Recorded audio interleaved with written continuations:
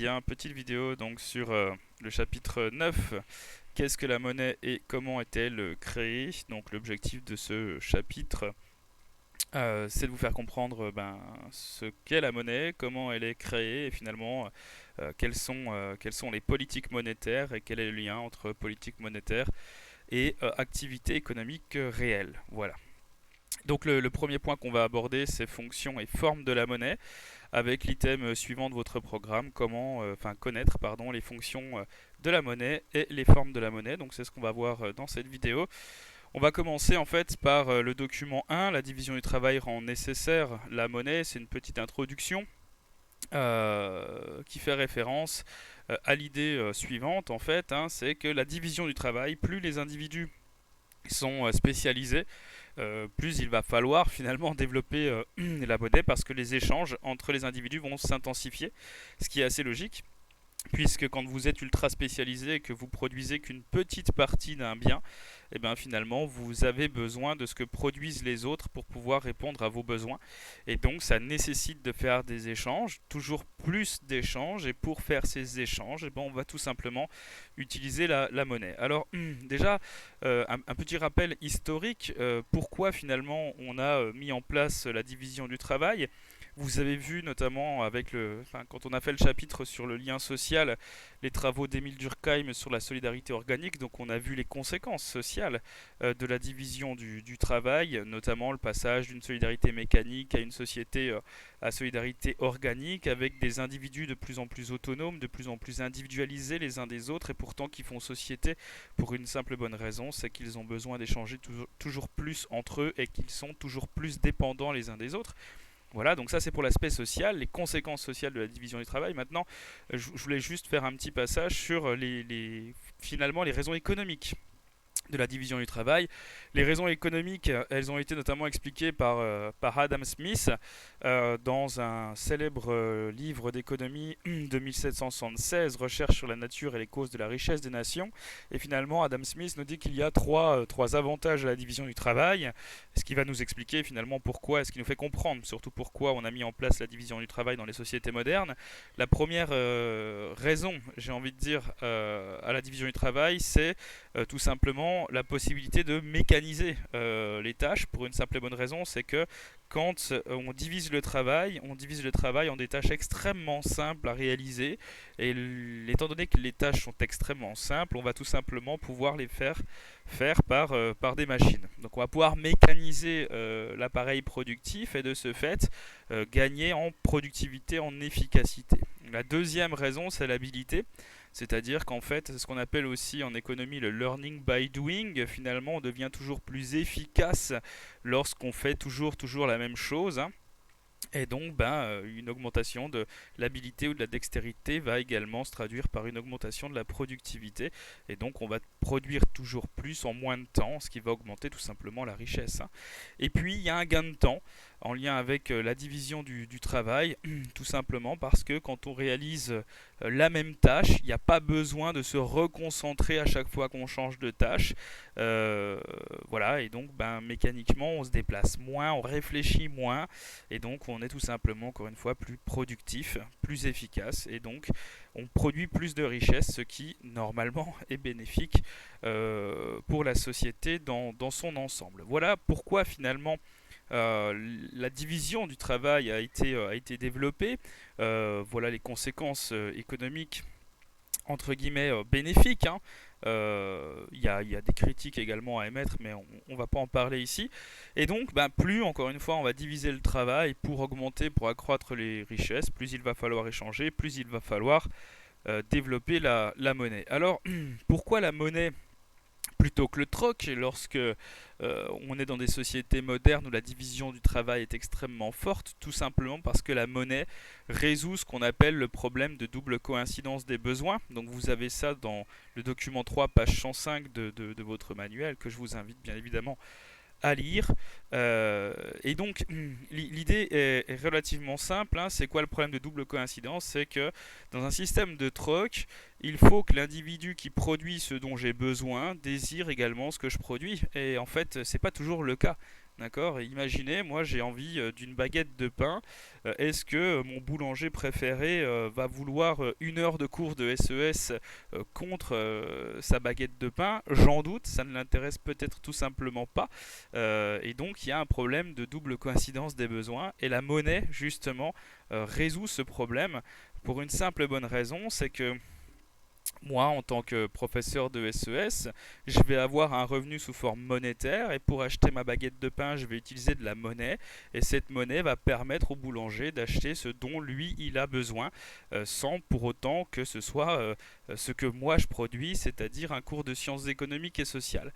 Voilà pourquoi finalement au fur et à mesure que les échanges se développent via la division du travail, on est obligé de développer un système monétaire toujours plus important. Voilà. Alors, bien évidemment, la monnaie et la division du travail vont générer des gains, c'est ce qu'on appelle des gains à l'échange, hein.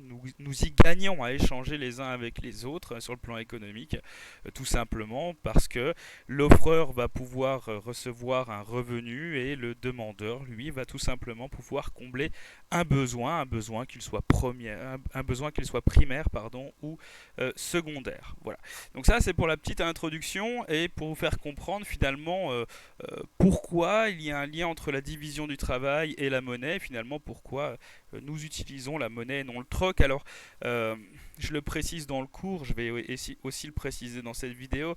En réalité, l'histoire économique aujourd'hui, hein, a montré que le troc en fait n'a jamais existé. C'est-à-dire que quelles que soient les sociétés, il y a toujours eu des formes de monnaie et finalement le troc est plutôt une fable qu'on raconte à nos élèves pour leur faire comprendre finalement l'intérêt de la monnaie.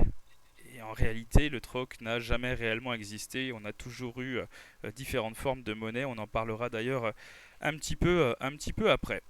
Alors, maintenant, on va en venir au fait, hein, c'est-à-dire qu'il existe trois fonctions économiques de la monnaie qu'il faut absolument connaître. Vous les avez dans le document 2. C'est pas très compliqué, mais pour qu'une monnaie existe, qu'une monnaie soit monnaie, j'ai envie de dire, hein, elle doit répondre à trois fonctions. La première, c'est qu'une monnaie doit être un intermédiaire des échanges, c'est-à-dire que les biens et les services s'échangent contre de la monnaie qui va donc jouer ce fameux intermédiaire dont je parlais tout à l'heure. Quand moi je vais chercher une baguette de pain chez le boulanger, je ne vais pas vendre 1 heure de mon service, je vais tout simplement utiliser la monnaie que j'ai reçue en produisant des cours de SES pour ceux qui en ont réellement besoin. Voilà. Donc la monnaie est un intermédiaire de l'échange. Ensuite, la monnaie est une unité de compte, c'est-à-dire qu'en fait, la monnaie va permettre d'évaluer, d'exprimer la valeur de tous les biens et services en fixant un prix simple et unique. Finalement, à pouvoir faire des comparaisons entre les différents biens. Et même quand les prix sont exprimés dans des monnaies, dans des devises différentes, finalement, il existe des parités, hein, entre les monnaies, c'est-à-dire que les monnaies sont fixées sur le marché d'échange les unes par rapport aux autres, et donc on arrive également pas toujours parfaitement, mais bon, globalement, on arrive à comparer les prix, même dans des monnaies différentes. Donc voilà. En tout cas, ça simplifie clairement la comparaison de la valeur des biens. Ça permet de faire fonctionner le jeu de la concurrence et donc le marché, hein, également, hein, puisque le consommateur, s'il peut facilement comparer les prix, il ira tout simplement là où c'est le moins cher pour une qualité équivalente, bien évidemment.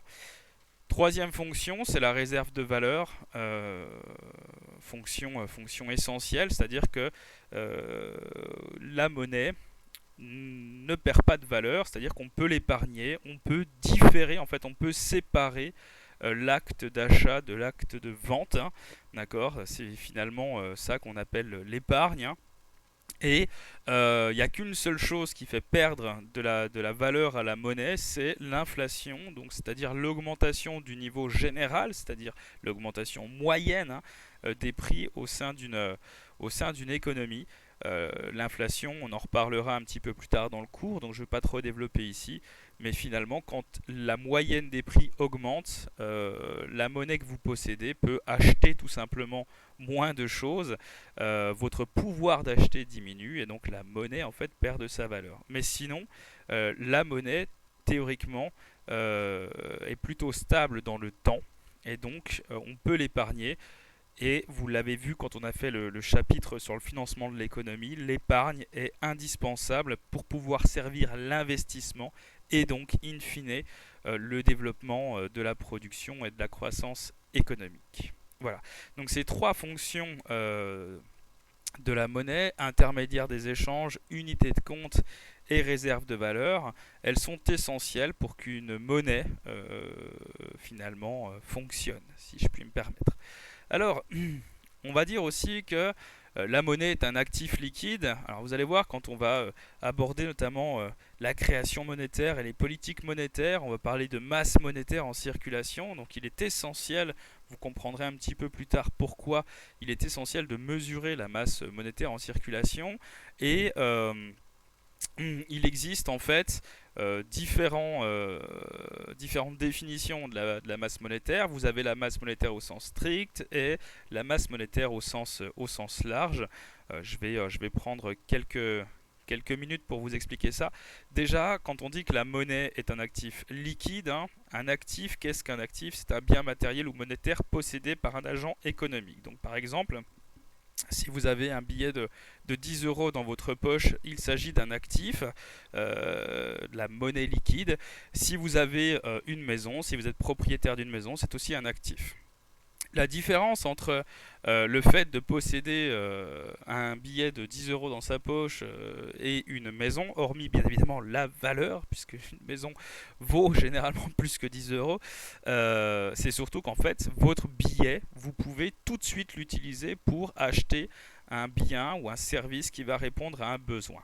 D'accord? Alors que le bien immobilier, même s'il a une valeur très très élevée, vous ne pouvez pas l'utiliser immédiatement pour pouvoir acheter un bien ou un service qui va répondre à un besoin. De ce fait, on va dire que la monnaie est un actif liquide parce que vous pouvez tout de suite transformer votre, ou en tout cas très très rapidement transformer votre monnaie en un bien ou en un service qui répond à un besoin. D'accord? Et bien finalement, si on en revient aux différentes mesures de la masse monétaire, la masse monétaire au sens strict, c'est la monnaie très liquide, celle que vous pouvez très rapidement transformer en biens et en services pour répondre à un besoin.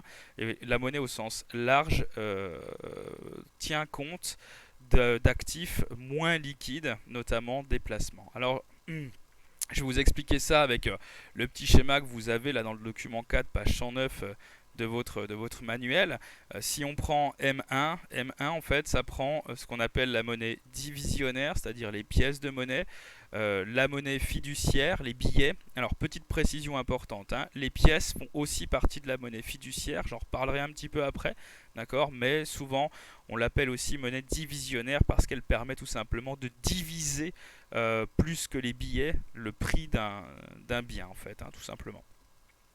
Donc M1, monnaie divisionnaire, monnaie fiduciaire avec les billets, et puis une partie de la monnaie scripturale, pareil, on verra ce que c'est que la monnaie scripturale juste un petit peu après, mais la monnaie scripturale qui se trouve sur vos comptes courants, c'est-à-dire qu'en fait, grâce aux chèques ou vos cartes bancaires, vous pouvez immédiatement transformer ce que vous avez sur votre compte courant pour pouvoir acheter des biens et des services qui vont répondre à vos besoins. Voilà. Donc ça c'est M1, c'est la masse monétaire au sens le plus strict. Ensuite, vous avez M2. M2, c'est le deuxième agrégat monétaire. Il prend en compte M1 et on y rajoute les dépôts, notamment les dépôts à court terme, c'est-à-dire en fait l'épargne que vous avez qui est difficile, enfin qui est un peu plus difficilement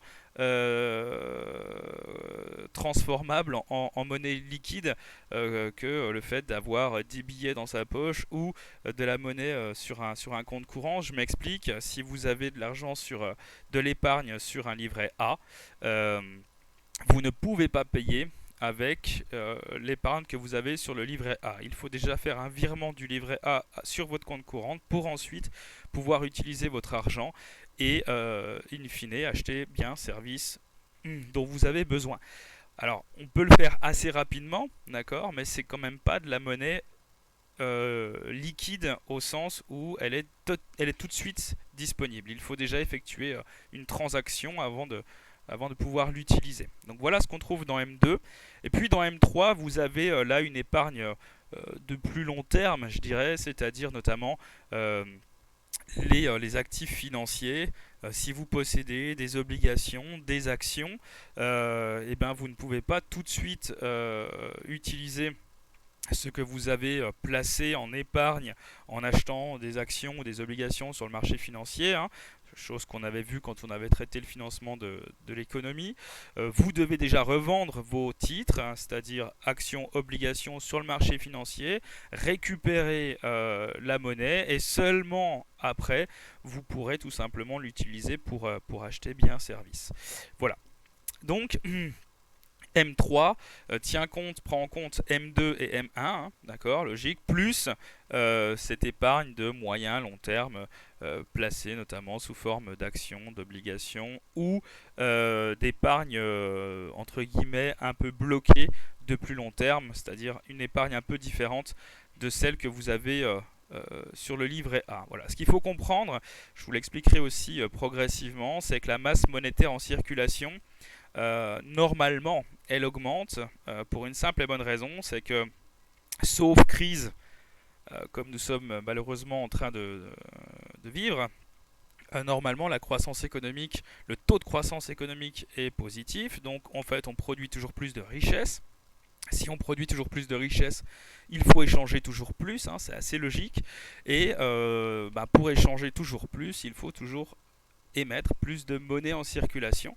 Donc la masse monétaire, normalement, hein, augmente tout simplement parce qu'on en a besoin pour réaliser nos échanges, hein. Et là, on revient sur ce qu'on expliquait précédemment avec la division du travail qui, finalement, va nécessiter le développement de plus en plus fort de la monnaie. Voilà. Et donc, dernière chose pour conclure cette partie sur les fonctions économiques de la monnaie, une petite citation d'un économiste américain, Paul Samuelson. La monnaie est désirée non pas pour elle-même, mais pour les choses qu'elle permet d'acheter. Finalement, j'aime bien dire la chose suivante, c'est que la monnaie est un bien comme tous les autres, sauf que c'est le seul bien qui permet d'acheter tous les autres biens et les services dans une économie. Voilà. Alors, il n'y a pas que des fonctions économiques à la monnaie, il y a aussi des fonctions sociales et politiques. Je vous invite à prendre le document 3, page 107.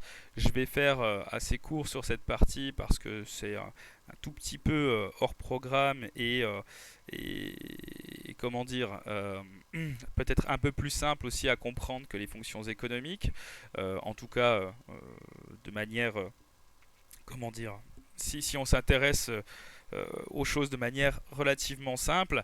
Euh, Fonction politique, la monnaie est un bien politique car elle permet tout simplement de marquer comment dire, sa domination sur les autres, hein. C'était le cas lors des monarchies. Dans une monarchie, la monnaie est frappée, hein, du sceau de la royauté pour rappeler finalement aux citoyens qui est au-dessus d'eux, c'est-à-dire le roi. Et donc ça montre le pouvoir du monarque sur ces sujets. Voilà. Maintenant, vous avez aussi des symboles politiques assez importants, c'est-à-dire que une monnaie va montrer la puissance d'une économie, notamment à l'international.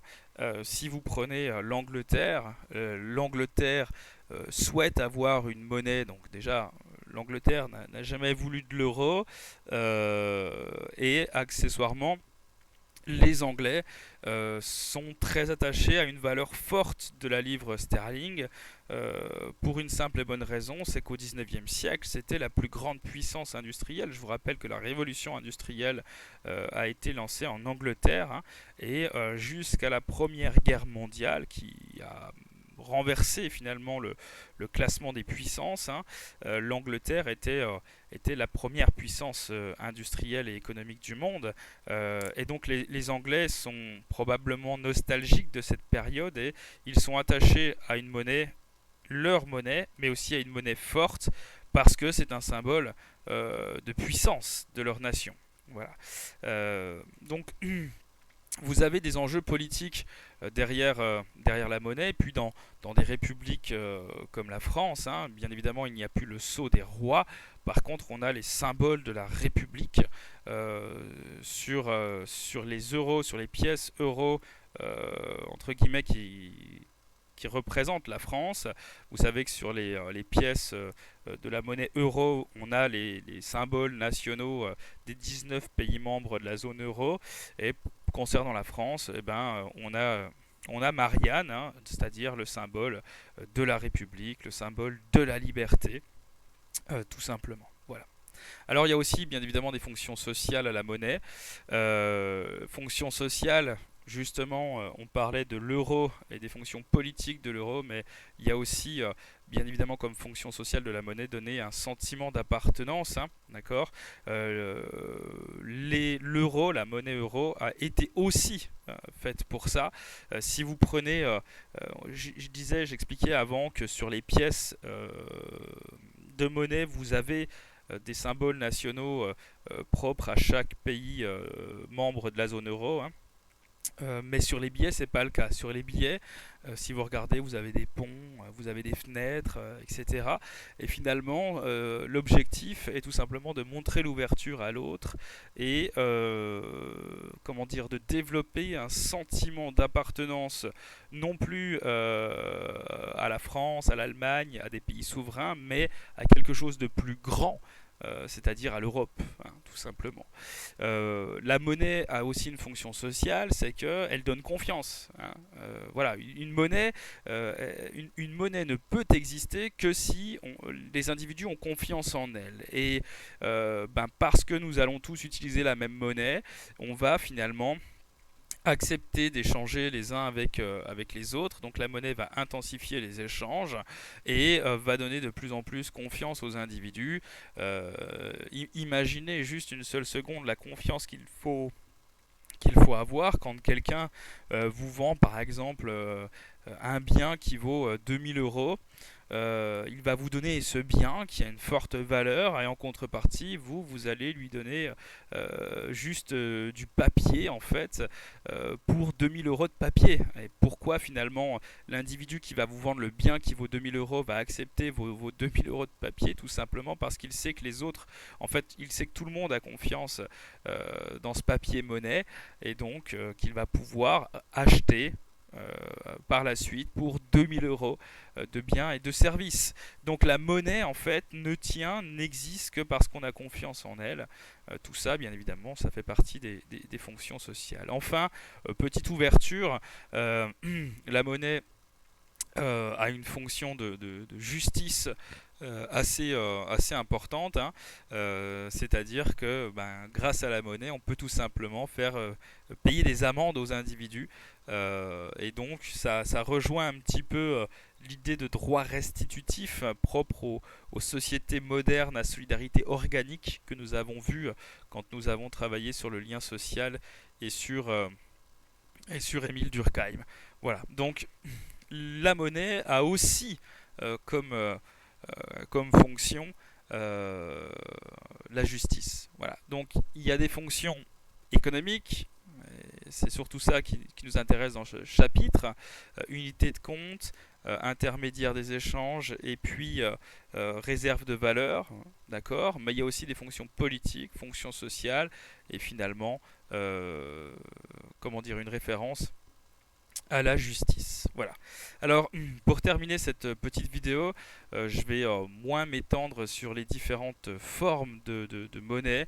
Je vous invite donc à prendre ce document que vous avez dans votre cours vers une dématérialisation des moyens de paiement. Pardon, c'est le document 6, page 117 de votre manuel. Voilà, et l'idée en fait c'est tout simplement de vous expliquer comment les monnaies ont évolué, hein. Donc, on va s'arrêter à la monnaie marchandise pour commencer, hein. Donc, vous avez en fait tout simplement comme monnaie un bien. On va prendre un bien qui va servir finalement dans les échanges. C'était le cas, hein, dans les sociétés traditionnelles. Vous avez par exemple les coquillages comme les coris, hein, ou les wampums. Et ben en fait, prenait un coquillage comme monnaie, et puis tout le monde avait confiance au coquillage, donc finalement il était accepté par tout le monde, hein, les fameuses fonctions sociales, et donc on pouvait comme ça faire nos échanges. Voilà, c'est aussi pour cette raison-là, hein, qu'on dit que en fait qu'on sait que le troc en réalité n'a jamais existé. On a toujours trouvé des biens qui ont servi tout simplement de monnaie. Et donc un coquillage dans l'absolu peut respecter les trois fonctions économiques, hein, c'est-à-dire unité de compte, intermédiaire des échanges et puis réserve de valeur, puisque finalement le coquillage ne se déprécie que très très faiblement dans le temps. Toutefois, la masse monétaire en circulation qu'il faut contrôler, puisqu'en fait il faut émettre de la monnaie en fonction des échanges et en fonction du niveau de production que l'on a, hein, c'est ce que j'expliquais précédemment. La masse monétaire va dépendre en fait de ce qu'on trouve dans la nature. Donc si on trouve un gisement extrêmement important de coquillages, ou si quelqu'un par hasard trouve un gisement extrêmement fort de coquillages, ben, il devient tout simplement riche, la masse monétaire en circulation augmente, et donc finalement ça peut provoquer notamment une augmentation du niveau général des prix, ou en tout cas ça peut clairement créer de la défiance par rapport à cette monnaie. À ce moment-là, la monnaie ne fonctionne plus. Voilà. Accessoirement, il y a aussi une question de sécurité, hein. Les monnaies marchandises finalement ne sont pas du tout sécurisées. Et puis il y a aussi un problème de transport, hein. C'est pas forcément toujours évident de se promener, de se déplacer avec une marchandise pour pouvoir faire des échanges. Donc les monnaies marchandises ont progressivement été remplacées par des monnaies métalliques, hein. Pareil, les monnaies métalliques peuvent respecter les trois fonctions économiques, hein, qu'on a vues précédemment. Il y a aussi les fonctions sociales avec sceau du roi, plus fonctions politiques, etc. Sentiment d'appartenance, tout ce qu'on a développé avant. Ok, mais pareil, il y a plusieurs limites à la monnaie métallique. Problème de sécurité, bien évidemment, problème de transport. La monnaie va aussi dépendre des gisements que l'on trouve, hein. C'est-à-dire que quand on utilise comme monnaie métallique l'or et l'argent, ben, il faut trouver des mines d'or et des mines d'argent. Si on n'en trouve plus et qu'il faut augmenter la masse monétaire, comment fait-on? Eh ben, on ne peut tout simplement pas. Voilà, donc l'or et l'argent ont été utilisés pendant très longtemps dans les sociétés, mais elles ont aussi leurs limites, et il y a même eu, hein, ce qu'on appelle des systèmes bimétalliques, hein, c'est-à-dire qu'on avait à la fois de l'or et de l'argent en circulation. Or, en l'occurrence, vous avez euh, un marchand du XVIe siècle qui s'appelait Gresham. Gresham, en fait, il y a eu une loi qui a été créée en son nom, hein, ce qu'on appelle la loi de Gresham. Il avait notamment expliqué que la mauvaise monnaie chasse la bonne. Donc quand on a de l'or et de l'argent qui circulent dans un même pays, c'était le cas notamment en France au début du XIXe siècle, et ben finalement les ménages vont avoir tendance à garder la bonne monnaie, souvent l'or, et à faire circuler que l'autre, l'argent, ce qui pose quand même pas mal de problèmes, puisqu'au bout d'un moment il n'y a plus suffisamment de monnaie en circulation pour alimenter les échanges. Donc on comprend bien que finalement la monnaie métallique, même si elle a longtemps été utilisée, elle a aussi des limites, d'où finalement le développement des nouvelles formes de monnaie, celles que vous connaissez. La première, c'est la monnaie fiduciaire, hein, j'ai utilisé le terme précédemment. La monnaie fiduciaire, en fait, c'est tout simplement une monnaie qui est fondée sur la confiance, parce qu'elle n'a pas de valeur intrinsèque, hein, ou en tout cas la valeur intrinsèque est plus faible que sa valeur faciale. Si vous prenez un billet de 500 euros, le billet en lui-même ne vaut absolument pas 500 euros, il vaut 500 euros seulement parce que dessus il y a noté 500 euros. C'est la différence accessoirement avec les monnaies métalliques, hein. Les monnaies métalliques, elles, avaient une valeur intrinsèque, hein, c'est-à-dire qu'une pièce d'or avait telle valeur parce qu'elle faisait tel poids. D'accord. Ce qui posait accessoirement, je reviens 2 secondes sur la monnaie métallique. Il y avait des petits malins qui s'amusaient à rajouter du plomb sur les pièces d'or pour lui donner plus de poids, et donc finalement faire croire aux marchands que la pièce avait une valeur plus forte que ce qu'on aurait pu penser initialement. Donc pour éviter ce genre de pièges et d'escroqueries, tout simplement on a mis ensuite, hein, la valeur des pièces d'or et d'argent pour éviter que certains petits malins essayent d'augmenter leur poids. Voilà, donc la monnaie métallique a une valeur intrinsèque, pas seulement faciale, alors que la monnaie fiduciaire, elle, n'a qu'une valeur faciale, pas de valeur intrinsèque, et c'est d'ailleurs pour cette raison-là qu'elle est uniquement fondée sur la confiance, hein, et fiduciaire, ça vient de fides, et fides, ça signifie tout simplement confiance. Et cette monnaie fiduciaire, donc elle est composée des billets et des pièces, et les pièces, on les appelle également la monnaie divisionnaire, hein, c'est ce que je précise ici. Voilà. Alors, cette monnaie fiduciaire, elle a été aussi progressivement remplacée par une nouvelle forme de monnaie, celle qu'on utilise le plus aujourd'hui et encore plus avec le coronavirus, hein, puisque les commerces acceptent que très peu finalement la monnaie parce qu'il y a énormément de microbes qui peuvent circuler et se transposer via la monnaie papier. Donc on utilise en fait de plus en plus de monnaie scripturale. Si on revient sur ce document, là, le document 6, page 117, vous voyez à peu près aujourd'hui en 2020, hors épisode du coronavirus, hein, on a à peu près 90% des transactions qui se font grâce à la monnaie scripturale et seulement 10% qui se font grâce à la monnaie fiduciaire, c'est-à-dire grâce aux billets et puis aux pièces. Donc on utilise en fait quasiment plus que la monnaie scripturale, et cette monnaie scripturale, ben, c'est tout simplement la monnaie que vous avez sur votre compte en banque, notamment votre compte courant. Et pour pouvoir utiliser cette monnaie scripturale, déjà il faut avoir un compte en banque, hein. Donc la banque, hein, c'est tout simplement l'entreprise qui va être chargée comment dire, de récolter votre épargne, vos salaires, et puis de vous accorder des prêts, c'est-à-dire qu'encore une fois, hein, si on revient au chapitre précédent, le financement de l'économie, la banque va être l'intermédiaire entre les agents à capacité de financement et les agents à besoin de financement, mais voilà.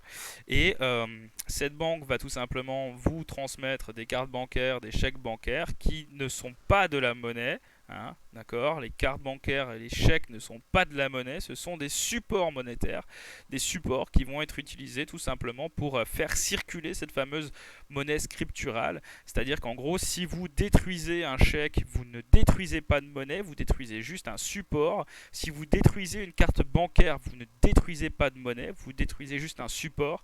Chèques et cartes finalement ne permettent que de donner des ordres de virement d'un compte bancaire à un autre. Hein, d'accord. En revanche, vous n'avez pas le droit de détruire de la monnaie fiduciaire, vous n'avez pas le droit de détruire des billets, des pièces, tout simplement parce qu'il s'agit d'un bien commun, un bien public. Hein. C'est-à-dire qu'en fait, les billets que vous avez dans vos portefeuilles ou dans vos poches, vous n'en êtes pas réellement propriétaire. C'est-à-dire que la société vous les prête, donc vous les possédez, mais vous n'en êtes pas propriétaire. Et une fois que vous les utilisez, eh ben, ils ne vous appartiennent plus en fait. Enfin, je pense que vous voyez ce que je veux dire, mais c'est que le billet de 20 euros, il n'a pas vocation à rester chez vous pendant 10 ans.